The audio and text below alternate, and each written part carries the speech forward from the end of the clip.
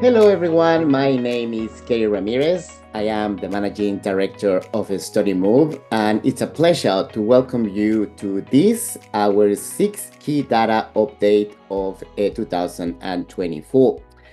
Today, before we really start with the data, I just want to say thank you to everybody for your amazing response. This particular webinar had the highest, basically, record of registration. So I really, really appreciate that you are taking the time to join this session, in particular because I know things have been pretty crazy. And I know that everybody is extremely busy. So thank you for giving us the opportunity to take some of the time. And we are hoping that this session will help the sector in something that it has been, and something that it basically has been unseen. It has been a dramatic change in the direction of the policy framework in the international education here in Australia, in a very rapid manner. And I think that's one of the things that is actually putting a lot of uncertainty into the sector, not only the direction of the policies, but also how rapid this has been implemented. Today we are gonna move away from a lot of views and opinions that I think everybody has in regards to the implementation of these policies. And we are really going to try to focus on what the data is telling us. And what we are aiming with this is just to try just to get some perspective into what has been 12 months of a change in the policy framework in Australia, and trying to get some insights on how we can actually move forward. Because as I said, one of the issues about this policy framework is the great level of uncertainty that is creating, not only for education providers, but also for international applicants. And I should say probably for everybody in the international education community. So, yep, that's the aim of the session. And we have a lot of quite interesting insights that we are really hoping that it will complement your own institutional views or your organization views. This is basically crunching the numbers that, as I said, hopefully will bring some perspective. We'll have time after the presentation to answer some questions that you may have. And in order to do that, we have the Q&A button. So if during the presentation you have any question of one of the slides that I'm presenting, please use the Q&A button, and I will go back and answer those questions at the end of the session. Also, just a reminder that this session is recorded and you will have access to all the slides tomorrow. But the information that we are presented is on the public domain, so feel free just to share it.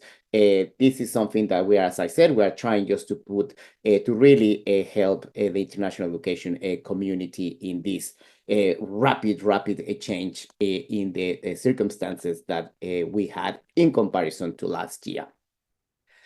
So in order to put together this analysis, there are main four elements into it, like four main points. The first one, I just want to briefly have an introduction just to put context on when we are. Then from there, we are just going to provide you an analysis on how the new policy framework is affecting the student visas in Australia. Then we're going to try to answer a really big question, but a very important question that we need to start to answer. Are these policies going too far?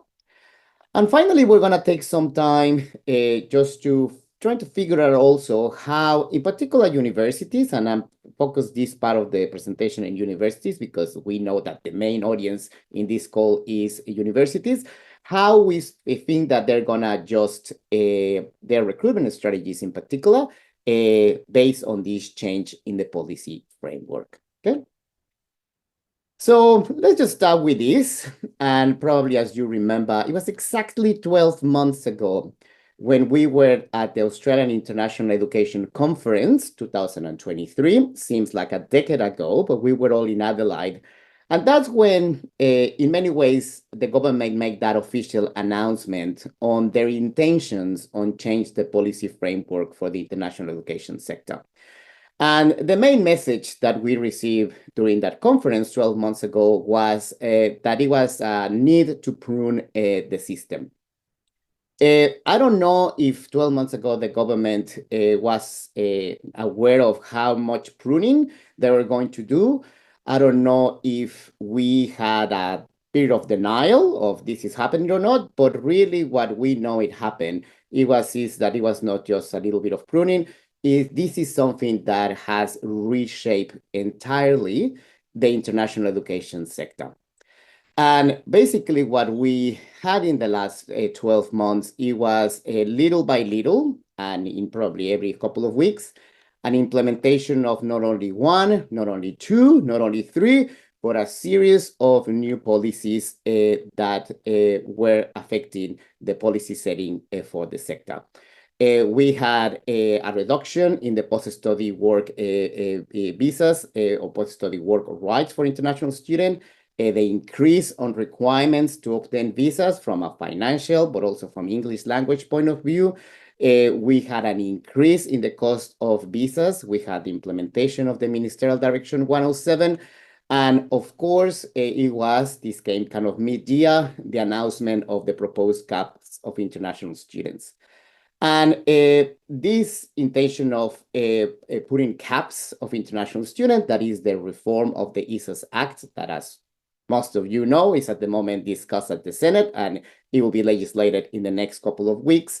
I think that because it's such a big thing and probably is the most disruptive out of all, is the one that is putting or getting our attention and has been our attention probably in the last 4 or 5 months. But what we're trying to do today is look at those policies that are already in place. We know that the caps are going to be extremely disruptive and big in the way in which education providers operate. But I think we have lost sight on the effects of the policies that have been already put in place. And in the last couple of months, not a couple of months, probably in the last 6 months, I keep getting these questions. Keri, do you think that these policies are good or bad?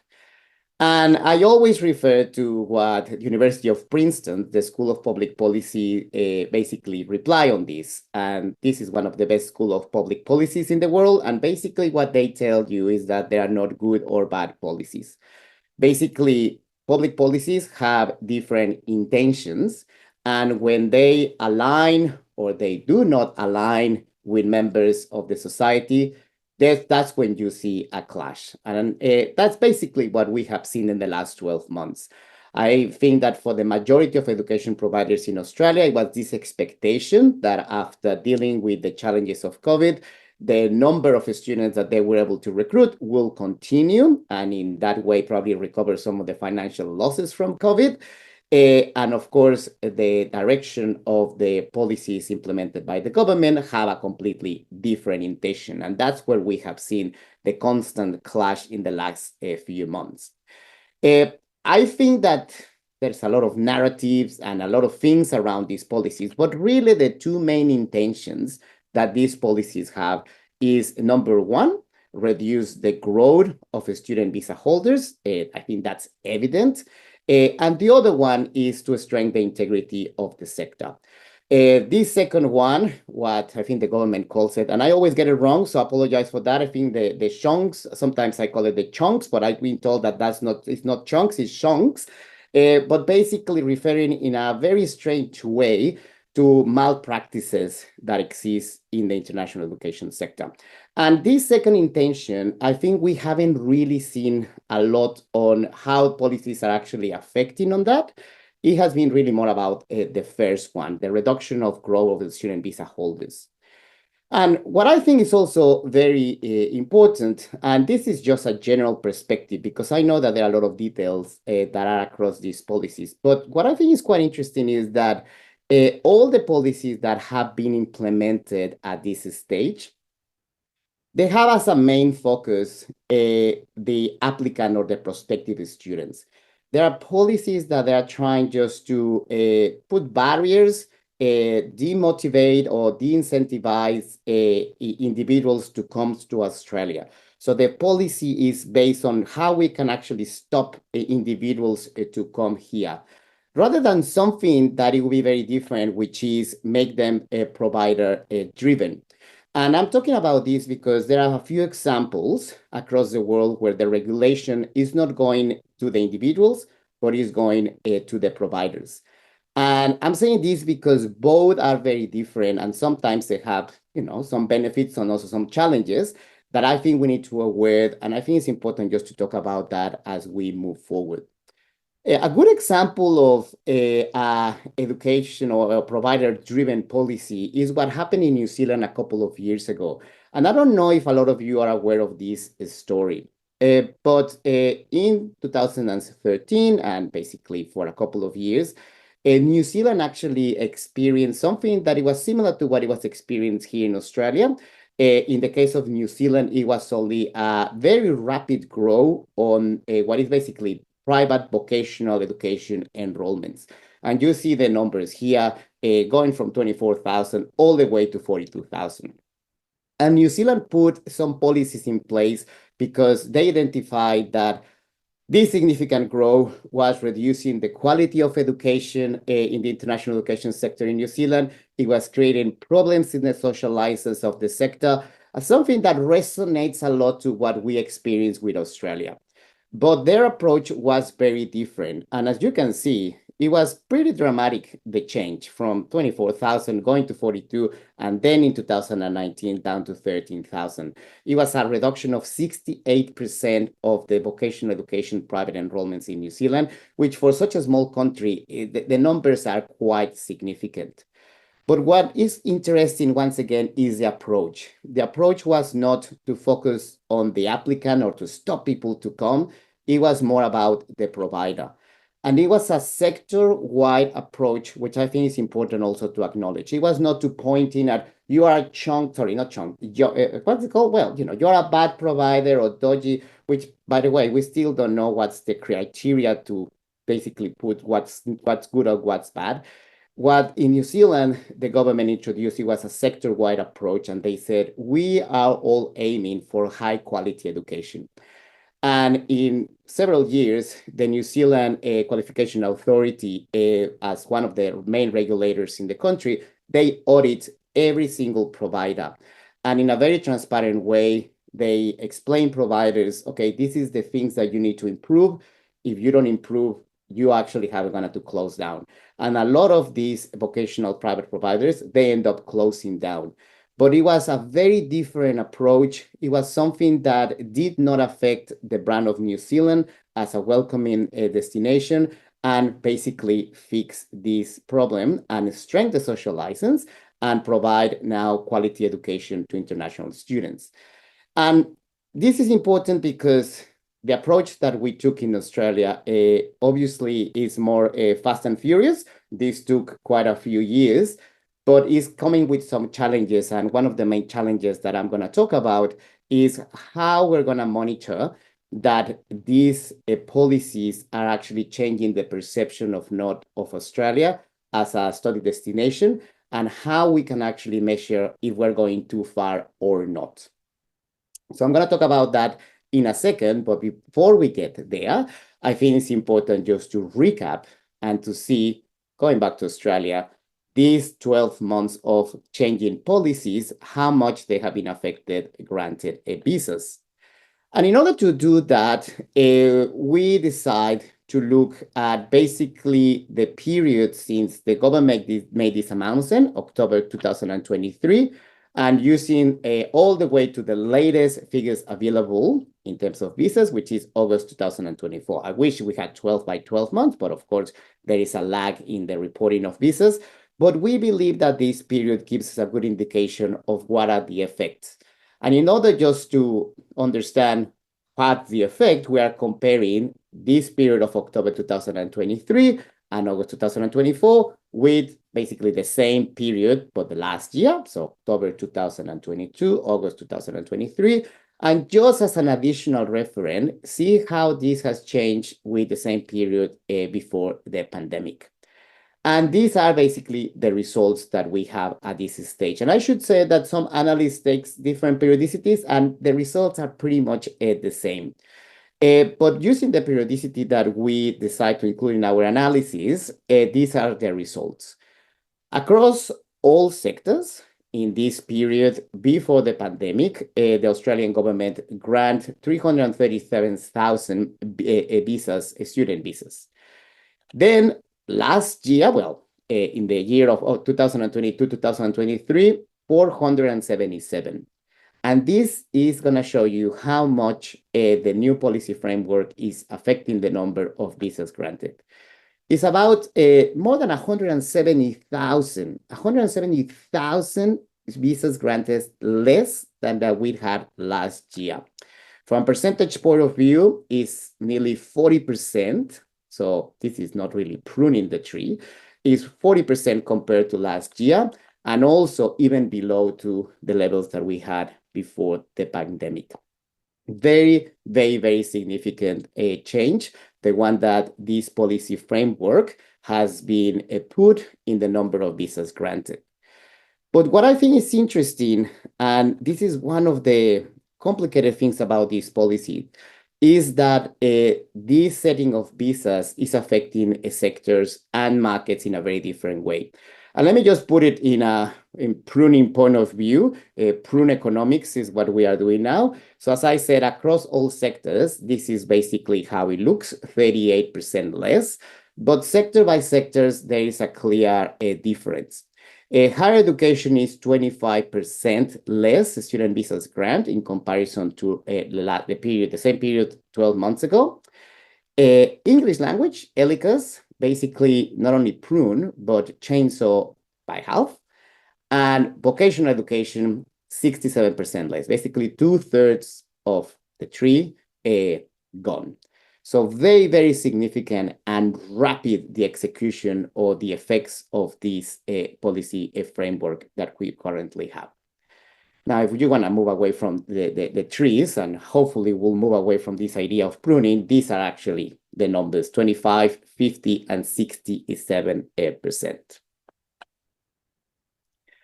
Now, it has also been a slight variation, and I've been asked just to see also the effects by state and territory. It's not, the differences are not massive, but I think it's important just to report on that. The two states with the higher level of population here in Australia, New South Wales and Victoria, very close to the average, in particular New South Wales. So the average was, or the total nationwide is 38%. New South Wales is 37% compared to last year. Victoria less, but still significant, 35%. Queensland is higher with 42% less compared to last year. And the more regional states and territories, South Australia, 40%, Western Australia, 41%, Tasmania, 46%, and the Northern Territory. And we know this because we have heard reports about how bad it has been for the Northern Territory, the implementation of these policies, basically cut in half, 51% compared to last year, the ACT 33%. And we want to share with this because we know that representatives from states and territories, they know that the effects of this in local economies.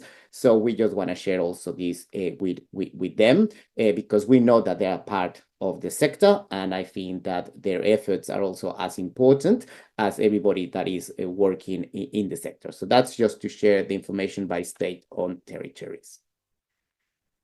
Now, as you can see, these effects of this policy framework are very uneven. And it's quite interesting. And to be honest, I think that is one of the things that surprises quite a bit, that is not only the implementation of the policies or the effects of the policies are uneven across sectors, but also across markets. And it seems that the main reason why these 12 months of uneven effects are mainly because of this guy here, the Ministerial Direction 107, which, by the way, a couple of weeks ago, or I've been hearing that people want to call it MD 107. Please don't call it MD 107. MD 107 is something that probably you will name a cool pop band in the 90s or a robot that saves the galaxy. This is actually a policy that has significant flaws. It has been very disruptive in the sector, and unfortunately, is taking away something that is essential in any visa application system, which is the fairness of the system. It's very unfair. How can it be unfairness to have a system where an applicant doesn't really know what's the criteria to obtain a visa? What's the fairness on an education provider to recruit a student without knowing what are the requirements to get a visa? And hopefully this will not happen again.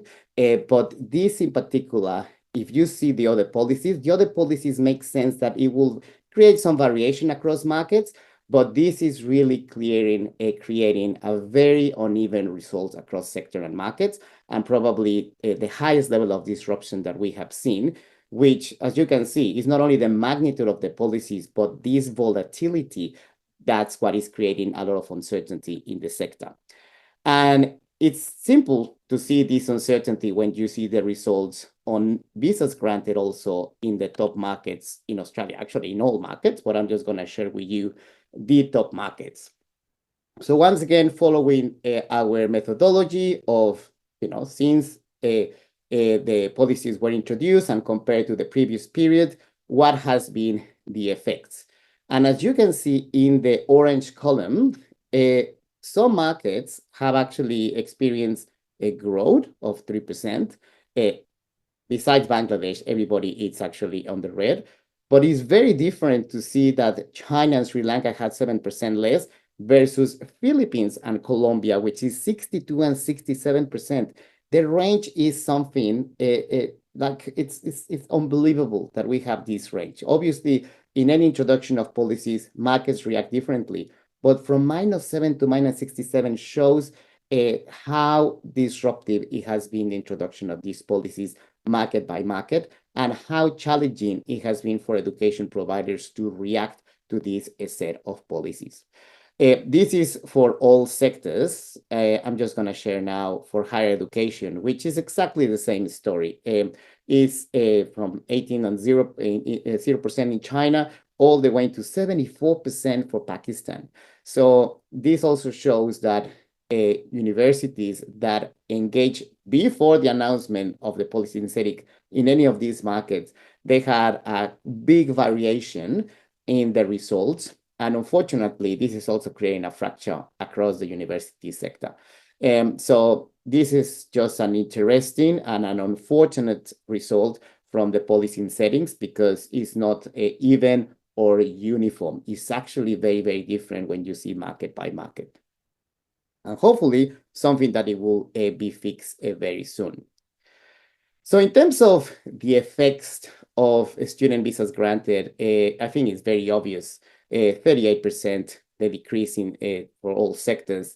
But I think it's also very important to highlight that these effects are not only in terms of the magnitude, but also on how uneven it has been the effect across sectors and markets. So that takes us to the next point. Are these policies going too far? Very, very good question, and a question that it's very, very hard to answer.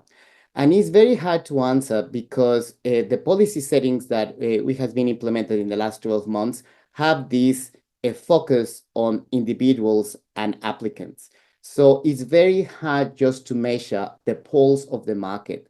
And it has been even more challenging because it was not only an announcement that, let's say, was done in December or in May. It has been a group of announcements that we had in the last 12 months.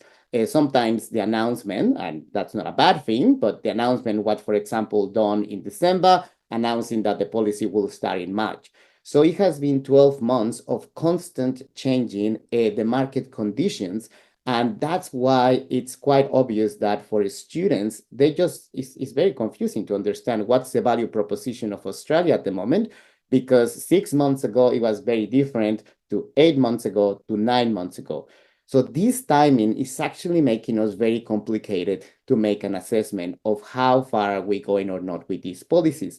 But that's really the message that we want to share with everybody to you, that we need to be aware that we really need to have the channels to understand and read those markets or those channels to really understand where we at in every different market, just to see if we're going too far or not. Because as we all know, it was not only this timing what is creating this challenge, but our nature of our sector also has some different timeline. I think that there are many sectors like commodities when you say, okay, we're going to implement a policy today, and the change can actually be seen the next day. If you put a tariff in steel or wood or something, that you see what's going to happen the next day. But the nature of our sector is that there is a pipeline on students, and that's making it even more complex to understand where we are. And a good example of that is exactly what happened with Ministerial Direction 107, which it was announced on 1 week before Christmas, Merry Christmas. But that announcement did not have effects, significant effects in commencements for February or March or even April. It took time for the policy just to actually show some of the effects, because the majority of the students already had their visas. So that change in their policy actually did not have effects straight away. Having said of that, it was an absolute headache for everybody, the implementation of that. It was a delay in visas, but nothing significant that you can say, okay, this is the effect of this policy. Are we going too far or we're not going too far? There's a lagging effect. And let me just show you some data that explain this in a much better way. So ministerial direction was introduced and announced 1 week before Christmas in December 2023. So if we actually see the commencements, and this is just for higher education, the commencements that we have every first half of the year, so this is basically commencements January to June. Before COVID, we had about 100,000 commencements from January to June in higher education. Then we had the drop from COVID. In 2023, we had 106. So maybe policymakers thought, oh, well, we introduced this policy. Let's just see how much it dropped. Well, it did not drop. In fact, we had the best first half of the year for higher education in history. Because as I said, there's this pipeline of applicants that by the time that the policy was announced and introduced, they already had their visas. So this lagging effect is making a lot more complicated just to measure the effects of these policies. And if you think this is the end, well, let's see what happened in the second half of the year. Because, like just to give you the numbers, we actually had 11% more in comparison to 2023 and 18% more than 2019. But let me just divide these and show you. This is what happened on the first half of the year. So 11% more in 2023. But see what happened by the second half of the year. It was completely the opposite. Actually, commencements, because now we have been introducing all these policies, but it takes time to see the effects, actually went 11% down to last year. So completely different directions. And what I'm just trying to share with you is how complicated, because we have been introducing, not we, well, we, Australia, have been introducing policies like as we go. It has been really, really hard just to measure all these effects. But the reality and my concern is that if we look in the detail, the preliminary results for second half, because obviously we haven't had all second half, these only include a commencements for July, which is the main part of the intake for second half. But if we see the results market by market, we see how much this is flipping the change. These are the top markets for higher education in Australia. And these are the results in terms of growth that we had on the first half of the year in comparison to 2023. So first half, China growth 37%. India, Nepal, they were already experiencing a decrease, but Vietnam, Bangladesh, Sri Lanka, all those showing growth. Second half, completely different the story. China only 1% growth. India, even more the decrease. And in fact, I'm just going to highlight this for you. These countries, they were actually had growth in the first half, and they are completely changing the direction on the second half. And we had even some markets that they were already decreasing on the first half that actually have even a further decrease on the second half. So that suggests to me that probably we're actually going too far. And the way in which it has been all this introduced and the nature that is focused on applicant rather than education provider, I think it put me on ease to think that actually we're going too far. And how much is too far? Well, I'm trying to basically bring together this idea of the national planning levels, which is also known as the CAPs. That's how we call it on the streets, the CAPs, the official policy is national planning level. But the idea of this national planning level, at least for the public providers, TAFE and universities, is that the CAPs will bring basically these two sectors back to the levels that we had in 2023. And it has been a lot of work to put on this. I think we need to acknowledge that. But I think that the implementation of the other policies, not necessarily, or at least my maths, maybe I'm wrong, hopefully I'm wrong, don't really match this because to start with, we already have levels of student visas granted below 2023. So 25% below 2023. So we are not at the levels that we could actually be able to reach the caps. And as I said, in this second half, we're seeing a stronger magnitude of the effects of the policies, which is also making me wonder that I don't think that with the current policy settings and their current market conditions, universities are going to be able to reach the caps that have been established, or proposed caps, proposed national planning levels for 2023, which makes me wonder that we're gonna require some sort of a correction. I think that there's a lot of issues in the messaging or the message that we have sent to markets, but there is definitely something that has to happen, because at this stage, I don't think that we're gonna be able to reach the cap levels. And the caps itself represent a challenge to reach the levels established by the caps.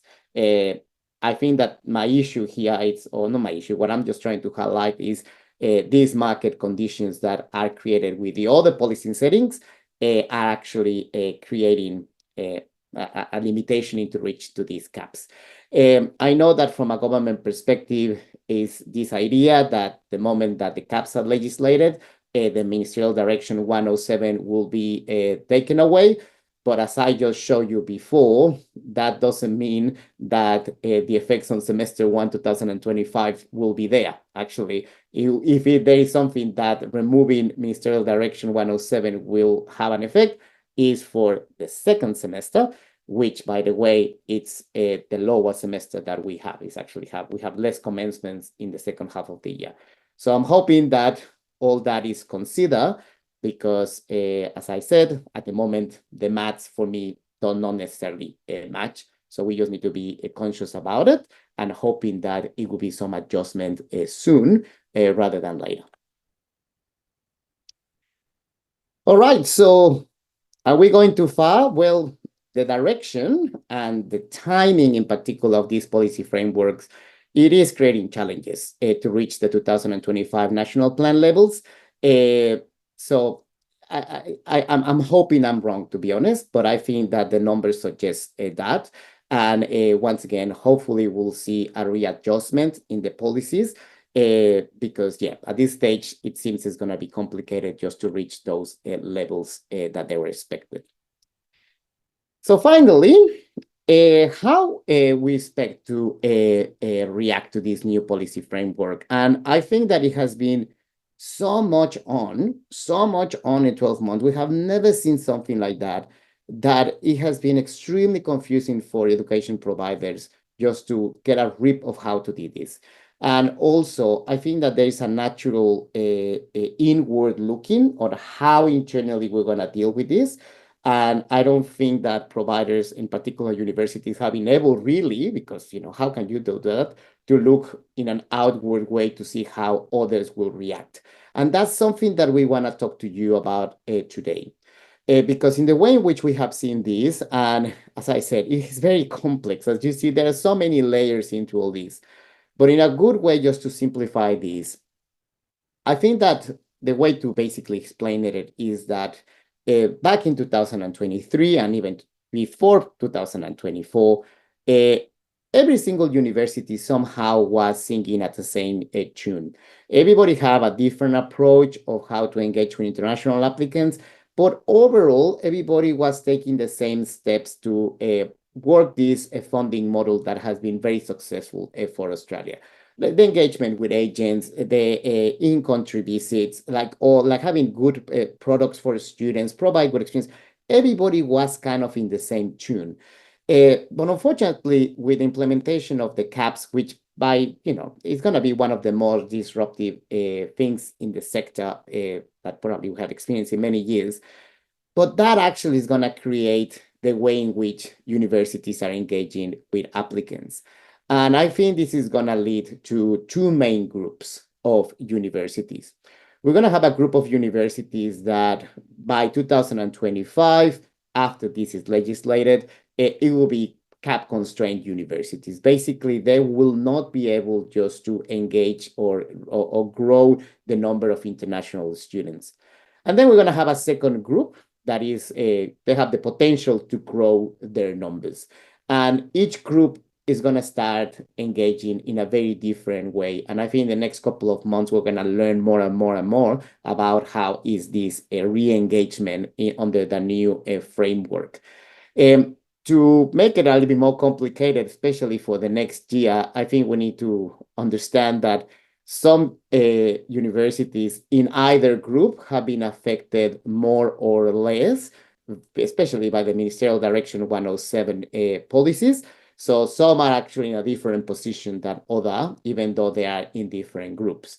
But we just want to try to summarize some of the things that we believe or we see that are happening already. And as we did during COVID, that it was incredibly disruptive, we just went back to basics and we look at the 4 Ps on marketing. And we look at how universities may react in terms of their pricing strategy, in terms of the program strategy. Are they going to offer different programs? Are they going to promote their programs different? And this is just something quickly that will give you an indication of what may happen. The first, which is a really good example, is what we think is going to happen from a fee perspective. And as probably you know, we at Studymove, we have been looking at fees for I think it's 9 years now. And in those 9 years, we have learned that universities, not only in Australia, but around the world, they usually look at balancing their financial goals with market conditions. If market conditions are actually favorable, well, there is an opportunity probably to increase their fee if that's something that is in your value proposition. So there's this kind of balancing game of what work and what wouldn't work. Due to the effects of the proposed caps or the potential caps next year, this is going to change significantly. And I think we need to understand that universities have been hit unexpectedly. And I think unexpectedly is the key element into all this with this policy setting. So because this is completely unexpected, universities who are cap constrained are going to really focus on a few strategies that is going to help them to maximize their revenue, basically a stronger balance in financial goals. When the growth potential universities, they're going to probably seek for an increase in their market share. And we already have seen, we have been working on this quite a lot, and we have done an exercise of looking at 2025 fees. We're about to complete the big report, but I just want to share with you some of the preliminary results because they're actually very, very interesting. And this is going to show you the level of disruption that we're already facing and will face next year. What I'm going to show with you is the increase of annual average fees since 2018 and 2025. This is a Studymove data. Basically, before COVID, we had increases on average of annual fees of about 5%. During COVID, when market conditions changed, universities had to stop any increases on fees. 2023 was the first year that not all, but some universities saw the opportunity to basically recover some of the losses created by COVID. So it was an increase in fees.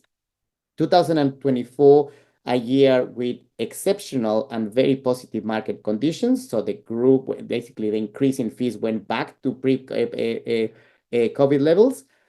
And as you can imagine, this initial forecast shows that in 2025, because we are pretty much in emergency mode and revenue is what matters, look at that. The highest increase in annual average fees that we have ever recorded in so many years. I think this shows the effects of how a policy framework that was implemented very quickly and with a great magnitude of the policy is making universities in particular to look for ways, because to be honest, I just don't see how other way they can do that. At the start of this conversation with the legislation process, a lot of universities, they did ask at least to delay it for 12 months. That went away. But I think this shows how deeply concerned universities and basically how they need to react. Now, the problem about this, and this is universities by universities. At the moment, we have fees of 32 universities. We're still waiting for some to basically provide all their fees. But if you can see, half of universities are increasing their fees by 6% or more. And the issue that exists with this is that I think that this reaction in the pricing strategy, I think probably happened before we even acknowledged that the policies are also changing the market conditions. So it's creating a next level of challenges because, yeah, okay, it's good. You think and probably that's the only thing that universities can do. But is the market going to be able to cope with that?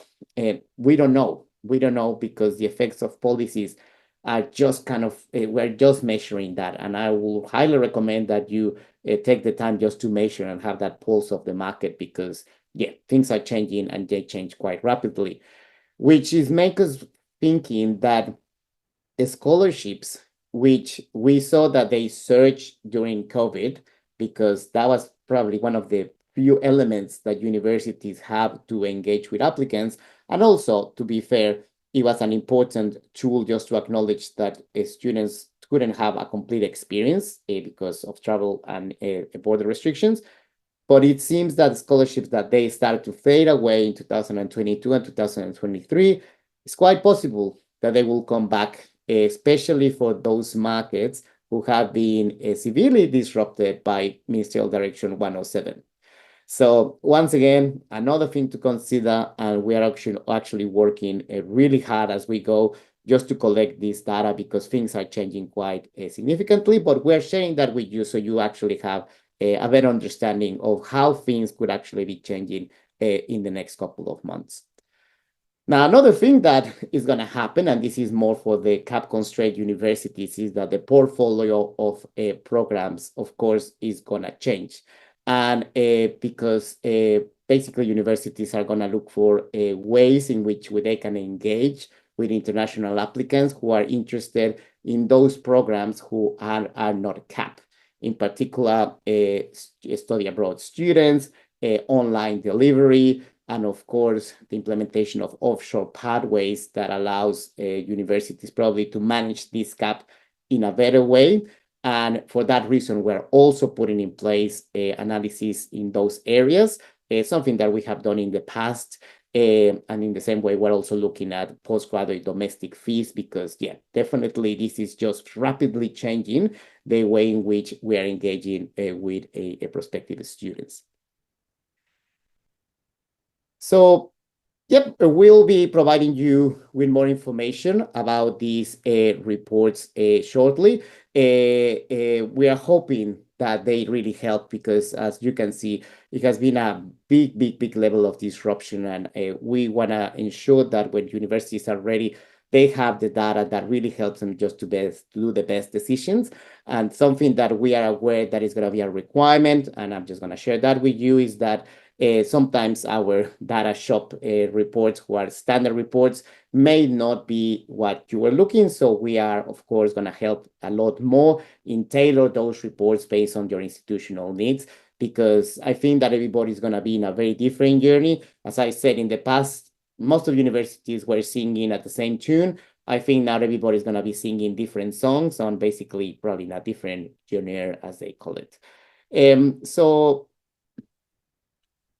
we'll be in touch with you very soon. It's unfortunate that the policy framework, and I really want to finish with that.